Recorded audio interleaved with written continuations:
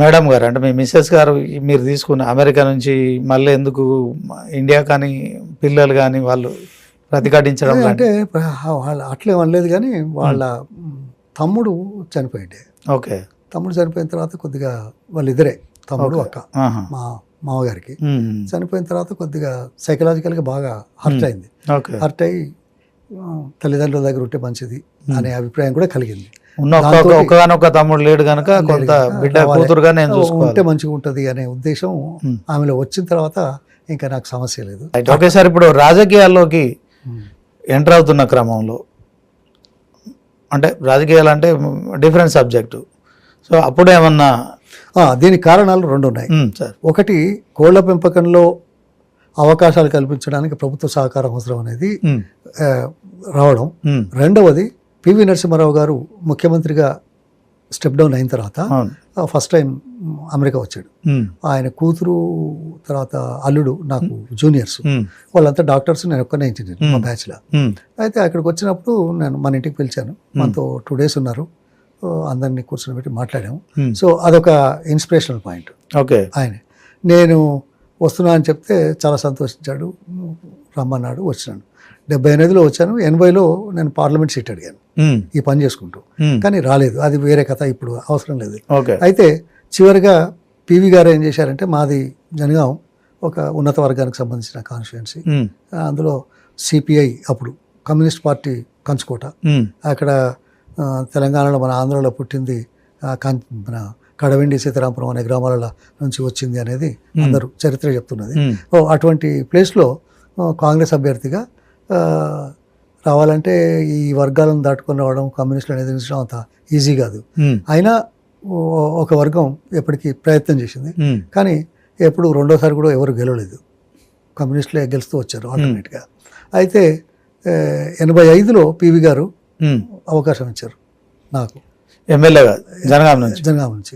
అయితే అప్పుడు ఇదే చంద్రబాబు, ఏది నాదెండ్ల భాస్కర్ రావు ఎపిసోడ్, గవర్నరు రామ్లాలా, అది ఆ ఇన్సిడెంట్ తోటి అసలు కాంగ్రెస్ పార్టీ పుట్టగతిలో కూడా 26 సీట్లే వచ్చినాయి. అప్పుడు గెలవలేదు, ఓడిపోయాను అందరితో పాటు. సరే, తర్వాత నేను చేసుకుంటూ వచ్చాను.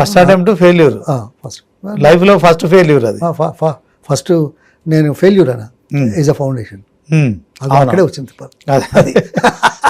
అంటే అది కూడా అల్లే ఫెయిల్యూర్ అనడానికి మీరంటారు, మీరు ఏమైనా సంబంధం లేదు. అంటే ఇంతవరకు మీ లైఫ్ లో ఒక్క నిమిషం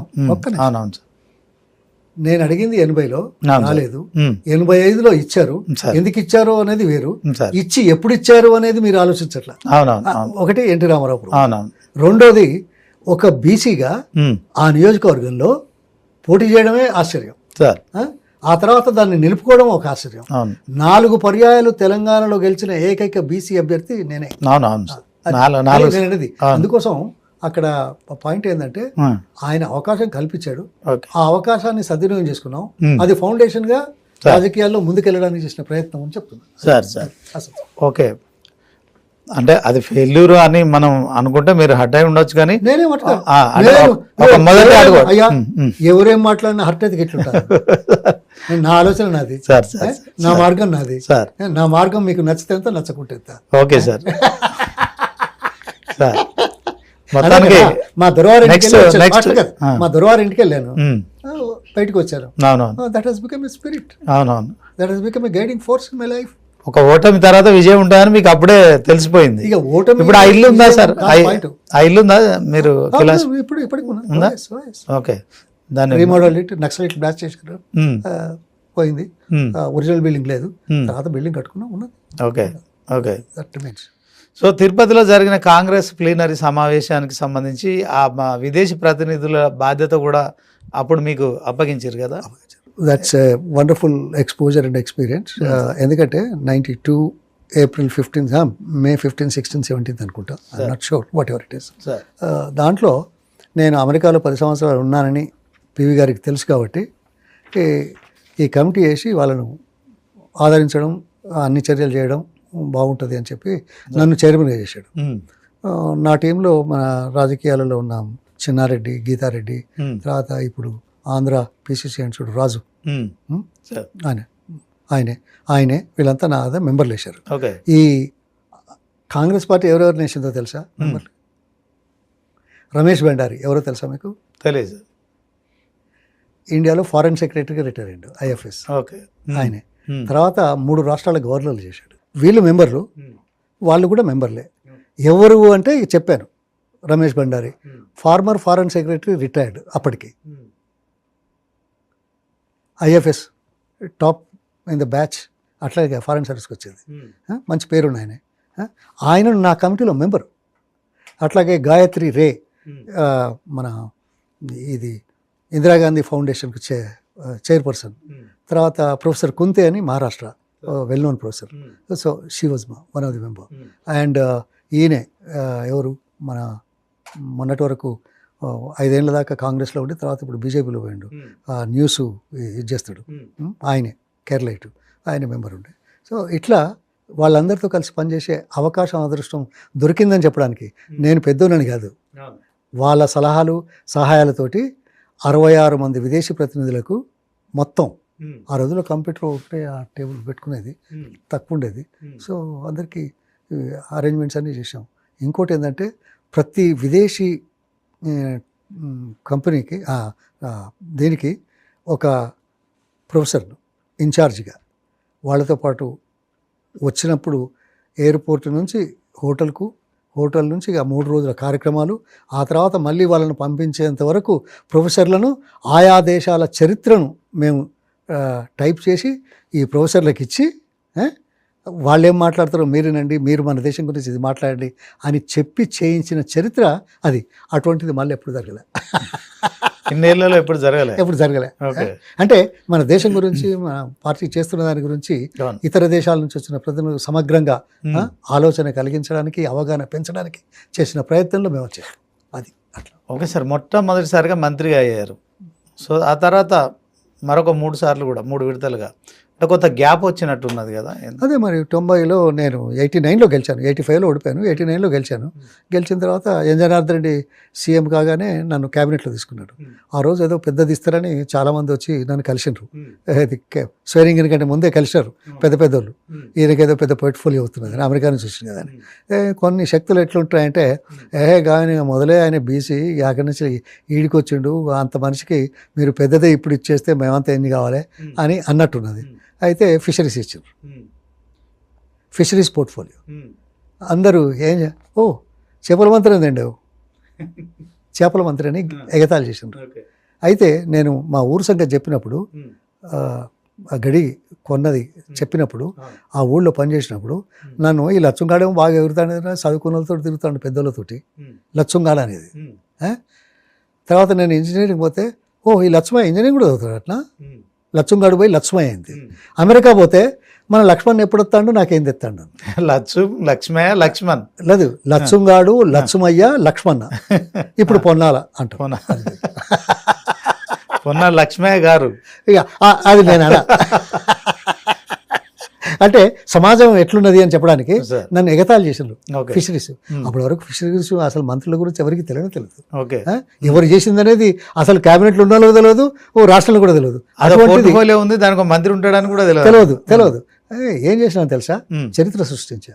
దాంట్లో ఏంటి,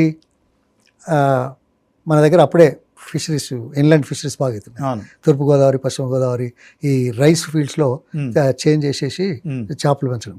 అట్లాగే ప్రాన్ కల్చర్ మొదలైంది. ప్రాన్ కల్చర్లో మొట్టమొదటిసారి దేశంలో ప్రాన్ హ్యాచరీస్ తీసుకురావడానికి ప్రపంచ బ్యాంకు నుంచి లోన్ తీసుకొచ్చిన చరిత్ర అది. ఆంధ్రప్రదేశ్కి 4 హ్యాచరీలు పెట్టాం. గుంటూరులో 2, వైజాగ్లో 1, ఇంకోటి అక్కడ కృష్ణ ఎక్కడ. సో దాంతో ఉత్పత్తి మనమే పెట్టాం. దాంతోపాటు మొట్టమొదటిసారి అప్పుడే పివి గారు వచ్చిన తర్వాత మొదటి రోజుల్లో మహిళల గురించి కొద్దిగా ఎక్కువ శ్రద్ధ తీసుకోవాలని చెప్పి, ఇంకా రాలేదు అది ఏది మహిళా ఇది. నేనేం చేశాను, ఇక్కడ చేపలు పడతారు సాధారణంగా తీర ప్రాంతాలలో. పట్టి ఏం చేస్తారంటే ఆ తీరంలోనే అక్కడనే ఆడబోస్తారు. వీళ్ళు ఊళ్ళ నుంచి పోయి బుట్టలు పట్టుకుపోయి ఏదో కొద్దిగా పైసలు ఇచ్చేసి ఎత్తుకొని వచ్చి వాడలు తిరుక్కుంటూ అమ్ముకుంటాం. అయితే వీళ్ళేంది, అమ్ముకునేటోళ్ళు ఆడోళ్ళు రోజు 50 రూపాయలు 100 రూపాయలు తీసుకునేది ఉమ్, ఉన్నోళ్ళ దగ్గర. ఉమ్. తీసుకొని మళ్ళీ సాయంకాలం 100కి 110 ఇచ్చేది, వడ్డీ వ్యాపారం. 115. ఉమ్, ఒక్క రోజుకే 10 రూపాయలు 15 రూపాయలు ఎక్కువ ఇచ్చేది. అవును. అంటే వాళ్ళ మీద ఎంత బరువు పడుతుందో నేను ఆలోచించి ఉమ్, వాళ్లకు ఉచితంగా లోన్లు ఇవ్వాలని చెప్పేసి ఉమ్, మహిళా సంఘాలు 48 సంఘాలు ఏర్పాటు చేసి ఉమ్. బ్యాంకుల ద్వారా ఒక్కొక్క 10 మంది ఉంటే 200 రూపాయలు 200 రూపాయలు 2000 రూపాయలు ఈచ్ గ్రూప్ అంటే ఇప్పుడు అదే పద్ధతిలో ఈ పొదుపు సహకార సంఘాలు ఇప్పుడు నడుస్తున్నాయి. పెరిగింది అనుకో. నేను మొట్టమొదటి అప్పుడే బీజం పడ్డది. అప్పుడే బీజం పడ్డది. అప్పుడే ఫిషర్మెన్లకు చేసిన నేను. ఓకే. ఆ చేయడంతో ఏమైందంటే ఇక అదో కథ. ఇక్కడ ఐఏఎస్ ఆఫీసర్లంతా గోల్ చేస్తారు. ఇక మేమే తెలుగు కళ్ళలో అంటారు, లేకుంటే మేము చెప్పేది మీరు చేయాలంటారు. అదంతా కథ, అది వేరే ఉందిలే. దీన్ని అడ్డుకున్నారు. ఓకే. ఏది వలలకు లోన్లు ఇచ్చేది, సైకిళ్ళకు లోన్లు ఇచ్చేది, ఈ కుటుంబాలకు లోన్లు ఇచ్చేది అడ్డుకున్నారు. నేను లెఫ్ట్ అండ్ రైట్ తీసుకున్నాను. ఏమైంది తెలుసా? ఒక ఐఏఎస్ ఆఫీసర్ పేరు చెప్పాలన్నా వద్దు, నా ఆటోబయోగ్రఫీలు వస్తుంది, అది వేరు. ఆయన మహా తెలుగు కళ్ళడు, టాపర్ అట. అయితే ఇది కోఆపరేటివ్ ఉండే, ఆయన రిజెక్ట్ చేసిండు. రిజెక్ట్ చేస్తే నేను మీటింగ్ పిలిచిన. రాంభూపాల్ చౌదరి గారు మంచోడు ఉండే, పాపం ఈజ్ నో మోర్. ఆయనే కోఆపరేషన్ మినిస్టర్ ఉండే కర్నూలు. నేను చెప్పిన, ఏందా ఇట్లా రిజెక్ట్ చేసిండు మీ వాడు, ఇది తప్పు కదా అంటే, అబ్బో ఆయన టాపర్ అట, ఎంత కొద్దిగా యారోగెంటు, నేను మాట్లాడలేను, నువ్వే మీటింగ్ పిలిచి మాట్లాడన్నాడు. ఏం ఇది ఎందుకు చేయలేదు, పేదోళ్ళు కదా వాళ్ళకి ఇస్తామంటే ఏంది, అంత కలిపితే 1,20,00,000 ఏది సైకిళ్లకు వలలకు, తర్వాత ఈ సంఘాలకు 48 సంఘాలకు 1,20,00,000 మీరు ఇస్తలేరు ఎందుకు అని అంటే, నో సార్ వాళ్ళు చాలా డ్యూ ఉన్నారు, ఇదివరకు ఇచ్చింది ఇవ్వలేదు అన్నారు. ఇదివరకు ఎప్పుడు ఇచ్చిన్నాను? 1970లో అన్నట్టు. దిస్ వాజ్ ఇన్ 92, 22 సంవత్సరాల తర్వాత. ఓహో ఐసి 1970లో పాపులేషన్ ఎంత ఉన్నది అని నేను అడిగిన. ఇప్పుడు ఎంత అంటే ఏదో 40 లక్షలు 50 లక్షలు ఏదో చెప్పాను. మరి 50 లక్షల మందికి మీరు ఏదో ఇచ్చారు 20 ఏళ్ళ కింద, అది లేదంటున్నారు. ఓకే పర్వాలేదు. మరి మీరు ఏమైనా కలెక్ట్ చేయడానికి ప్రయత్నం చేసినారా అన్న. లేదు సార్ అన్న. మరి what is the role of a banker అన్న. నోరెళ్ళ పెట్టాడు. ఇట్లా చూస్తున్నాడు. మీరు చెప్తలేరు, నేను చెప్పనా? చెప్తా. The role of a banker is mobilise deposits, give loans, అంతే కదా. That is the job. First మత్స్యశాఖ బాధ్యతలు తీసుకున్నారు సార్. జలయజ్ఞం వైఎస్ రాజశేఖర రెడ్డి హయాంలో కదా. సో ఆ జలయజ్ఞం అప్పుడు 1000 కోట్లతోనే చేయడం నిజంగా అప్పుడు అనుకున్నారు అంతా. తెలంగాణకు అప్పుడు ఎజిటేషన్ మూవ్మెంట్ కూడా కొంత స్టార్ట్ అయినట్టుంది కదా. సో ఓవరాల్గా అప్పుడు నీటిపారుదల శాఖ మంత్రిగా ఆ జలయజ్ఞాన్ని ఎట్లా తీసుకున్నాం, మరి దాన్ని ధనయజ్ఞం అని ఇప్పుడు ప్రచారం చేస్తున్నారు. అప్పుడేం జరిగింది? ఇప్పుడు కూడా చేస్తున్నారా? ప్రచారం జరుగుతుంది జలయజ్ఞం ధనయజ్ఞం ఇప్పుడు కూడా చేస్తారు. ఓకే, అవునా? కాంగ్రెస్ హయాంలో జలయజ్ఞం అన్నారు కానీ అప్పుడు అది ధనయజ్ఞం అని ఇప్పుడు కూడా కొంతమంది విమర్శిస్తున్నారు. సరే, ఆ జలయజ్ఞం అనేది నిజంగా అది నేనైతే ఈ మధ్య కాలంలో ఎప్పుడు వినలేదు. అప్పుడు మాత్రం బాగా చేసినారు. ఆ నడిచేటప్పుడే చేసినారు. చంద్రబాబు అదే అన్నాడు, మిగతా వాళ్ళు కూడా అదే అన్నారు, నాకు తెలుసు. కానీ ఇప్పుడు ఉన్నదని నేను అనుకోవట్లా సార్. చూసిన తర్వాత అవసరాల గురించి ఆలోచించే వాళ్ళు ఎవరు అనడంలా. అది చెప్పండి. ఆ జలయజ్ఞంలో అసలు యాక్చువల్గా అనుకున్న లక్ష్యాలు ఏంది, దాంట్లో మీరు భారీ నీటిపారుదల శాఖ మంత్రిగా ఏం చేశారంటే ఏం చెప్తారు? దానికి సరే ఇబ్బందులు, ఎవల్యూషన్ ఆఫ్ హ్యూమన్ రేసు, తర్వాత ఎట్లా అప్పుడు ఆ వెనకట ఏర్లు పీక్కొని తిన్నారు, తర్వాత చెట్ల కాయలు తెంపుకొని తిని బతికినరు, తర్వాత వ్యవసాయం చేసి ఇంతో అంతో ఏదైనా పండిస్తే తిన్నారు. పాపులేషన్ పెరిగింది, అవసరాలు పెరుగుతున్నాయి, కానీ వ్యవసాయం అదే స్థాయిలో చేయలేకపోతున్నారు. ఇప్పటికి కూడా మీకు తెలియదు, అది కూడా చెప్తా. ఒక్క నిమిషం. దేశం అభివృద్ధి చెందింది అని మనం అంటాం, థర్డ్ అయింది అని, దాన్ని కూడా చెప్తా. కానీ సంపన్న వర్గాలకు, కష్టపడి పనే వాళ్ళకు, సంపాదించే వాళ్ళకి ఎంత తేడా ఉందో తెలుసా?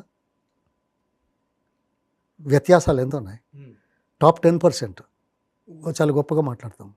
మరి కింద వ్యవసాయం మీద ఆధారపడ్డ వాళ్ళు 60%, మొదట్లో 70-75% ఉంది, ఇప్పుడు 65% ఏదో వచ్చింది.